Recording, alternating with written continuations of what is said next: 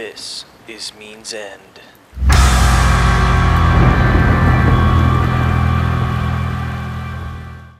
Hey guys, this is Robert Luciani and you're watching the Means End Vocal Series, Part 2, Screaming Essentials. I'm going to share my 5 best tips on how to ramp up your screams.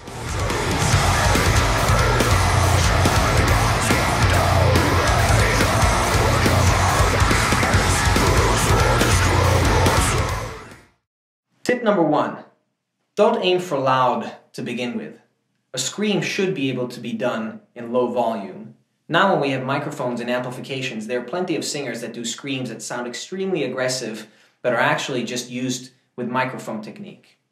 Also, think about your favorite types of screamers. Would you be able to do that type of scream to an assailant when he's attacking you? That's usually my barometer for whether or not a scream is truly aggressive or not.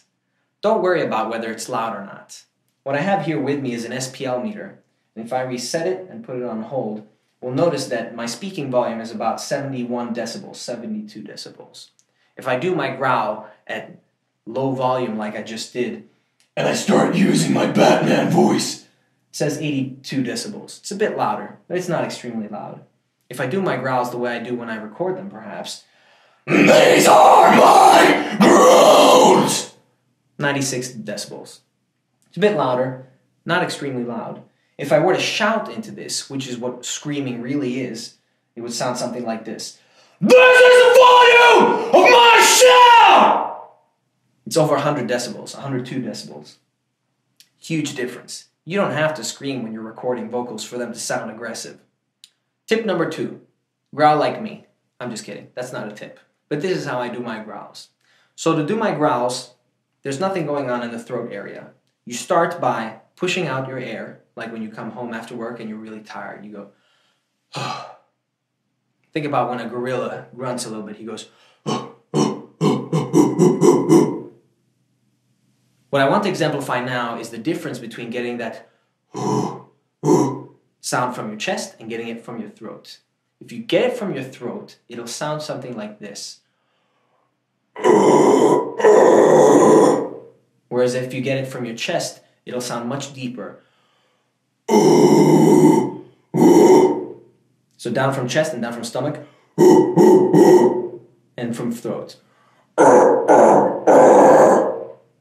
Doing it from your chest is way more sustainable. It's not going to hurt your throat. You're going to be able to go for 45 minutes straight without it hurting.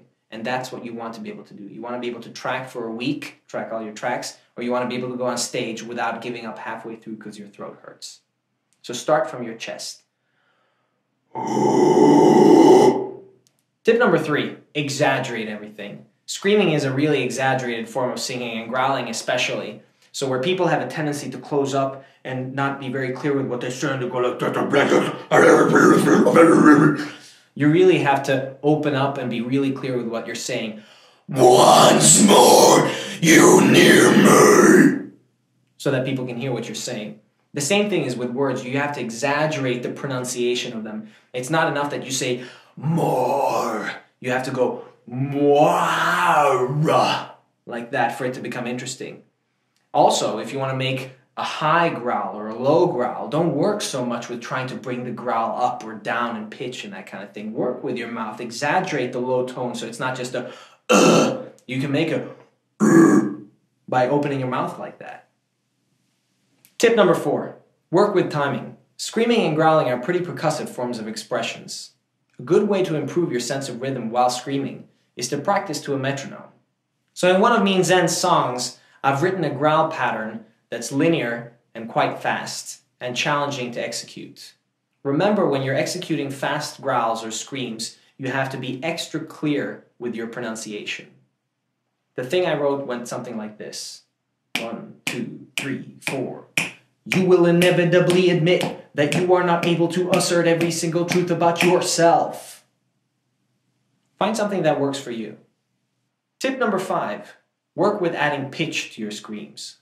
A lot of people say they want to add heat to their clean singing to make it sound more rustic and manly. I think it's a lot easier to add pitch to your screams than to add screams to your clean singing without hurting your throat. So what worked for me was to start with a growl and then add a pitch. Once I was comfortable with that, I could raise the pitch and get those high screams and high notes with heat on them. So I started something like this. No! No! No! No!